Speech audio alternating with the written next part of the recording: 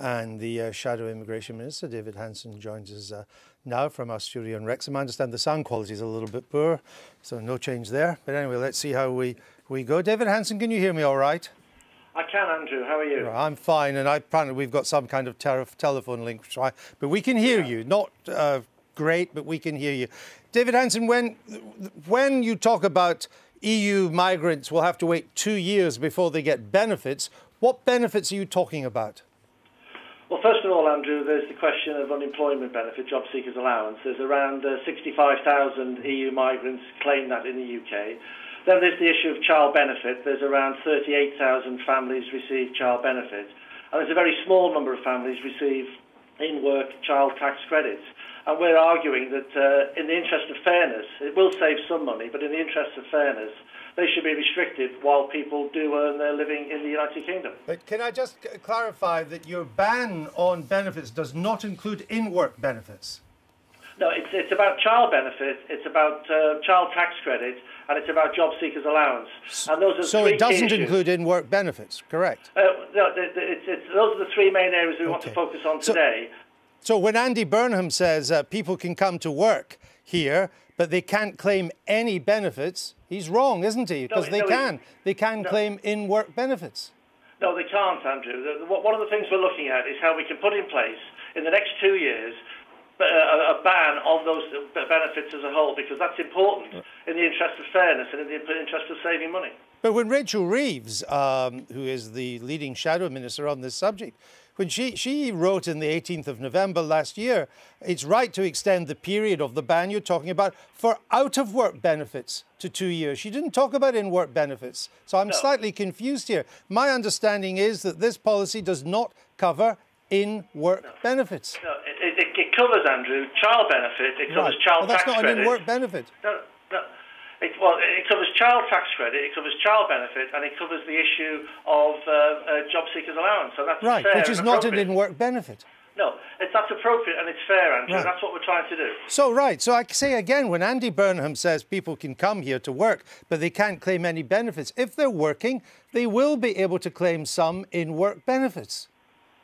Well, Andrew, I think we should focus on what we're trying to achieve today. And I think we should focus on the facts, David Hanson. Could you confirm that they will be able to claim in-work benefits? At the moment, Andrew, we're focusing today on the issue of child tax credits, child benefit and job seekers allowance. OK. You want to get tougher on those who are circumventing the minimum wage laws, right? Yes. Now, the minimum wage law came in 1998. How many were prosecuted under the last Labour government? Well, I think there are a range of issues, Andrew, and the key thing is that it's not about the prosecutions of the minimum wage, it's about a whole range of issues. We need to look at enforcement of the minimum wage.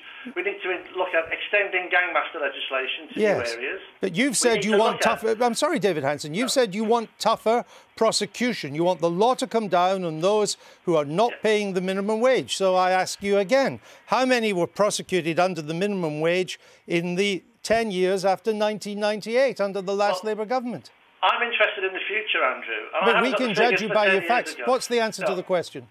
No, I don't know the answer to the question from 10 years ago, Andrew. What I'm saying is now it's important we enforce the minimum wage, we extend gangmaster legislation, we stop recruitment agencies recruiting solely from abroad, and we end the unfairness of agency status. Those are key employment issues that are impacting upon employment of migrant workers and on the indigenous population, and are issues which the Conservative government have voted down in the Commons. But, you know, politicians say all sorts of things. The only thing we have to go on is your record.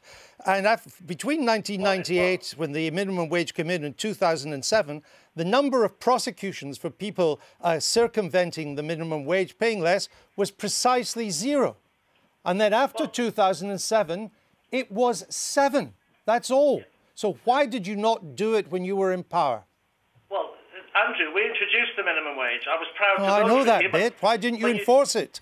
Well, it is enforced, Andrew, but there are breaches that are there to enforce. And what I'm talking about There were no prosecutions, David Hanson. Andrew, can we look at the future? The future now, where we are today and the next 5 years, is about how we enforce the minimum wage, but also how we extend gangmaster legislation to new areas, how we stop recruitment agencies acting unfairly, and how we stop agency work discriminating against people and forcing down wages. Those are real issues here in North Wales, where I'm sitting now. I understand. And they're issues that we need to have impact upon. I understand. So let's get back to my questions. You want to bring back exit controls. You want to bring back recording as people leave the country. I understand the government's already doing a bit of that. But could you remind our viewers who scrapped exit controls in the first place and why? Andrew, in the next 5 years, we need to look at an important issue, which is how we count people in and count people out. Why did you scrap them? Andrew, whatever the Labour government has done in the past, we're looking at the next 5 years. Why did you scrap them? Andrew, we need to know who comes into the country and who goes out of the country. So, that's a fair policy proposal. So why did the last Labour government say, because it was the last Labour government that scrapped these exit checks in 1998? No, it wasn't. No. Oh, yes, it was. And in 2002, your minister said that they were scrapped because, quote, they did not contribute to overall effectiveness of immigration control. And now you tell us they do. Well, I think it's important, Andrew, that we know who comes into the country and we know who overstays their visa and when they actually are able to leave the country. And we need to know who has overstayed the visa so we can start to track them down. You know, policies change and future challenges change. So David Hanson, I ask again, if all that's true, why did you get rid of them in the first place? Andrew, I'm talking about a programme for the next 5 years of government. And I'm trying to hold your record to account so we can judge your next 5 years in government, if that's what you get. No, well, I think it's important, Andrew. You look at the offer the Labour Party is making, and we're making an offer to count people in, to count people out, to ensure that we know who's overstayed their visa, and we can track those individuals down. That's something that we're not doing at the moment.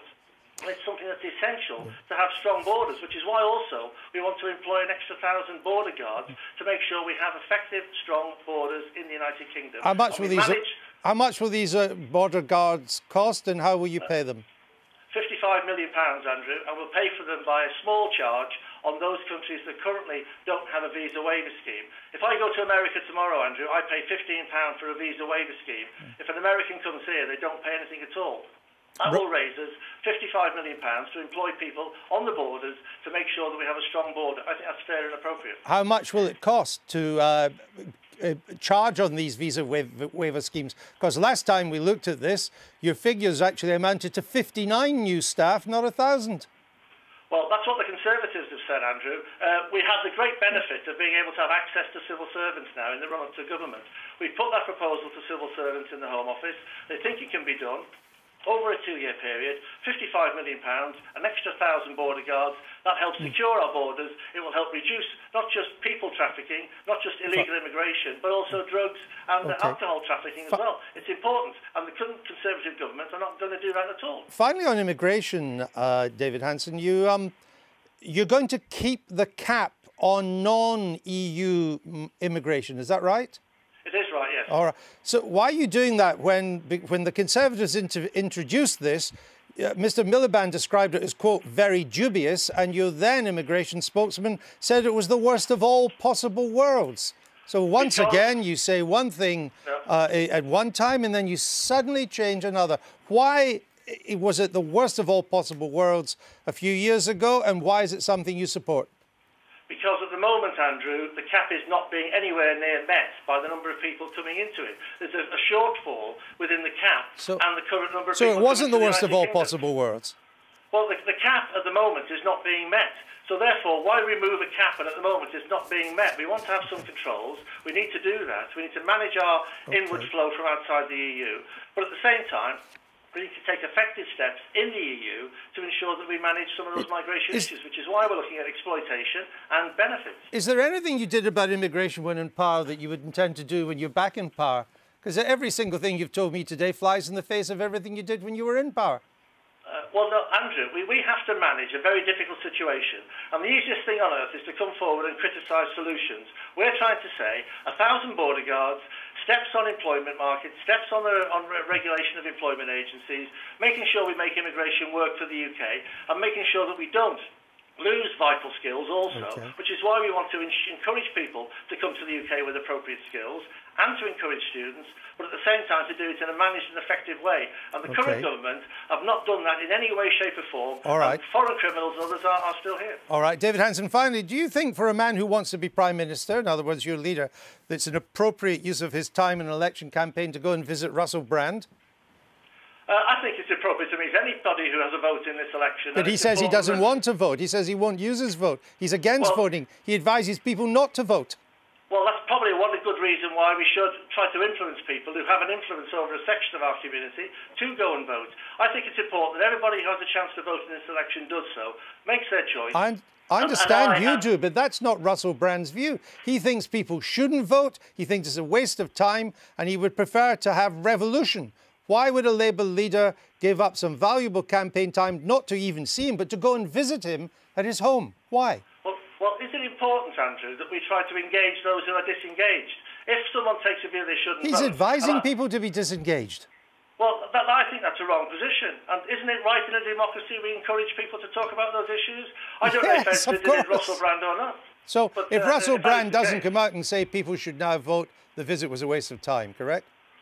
No, it isn't, because it's important we engage. I'm meeting today. I've been out on the doorsteps today, and I'll be out on the doorsteps this afternoon. And I meet people who will not be voting. My job as a local candidate is to try and encourage them to do so. I think that's important that Ed does the same with Russell Brand and others as well. David Hanson, thanks for that, and thanks for persevering through the sound. Actually, we could hear you loud and clear, which on some of our shows during this campaign hasn't always been the case, so I'm grateful to you.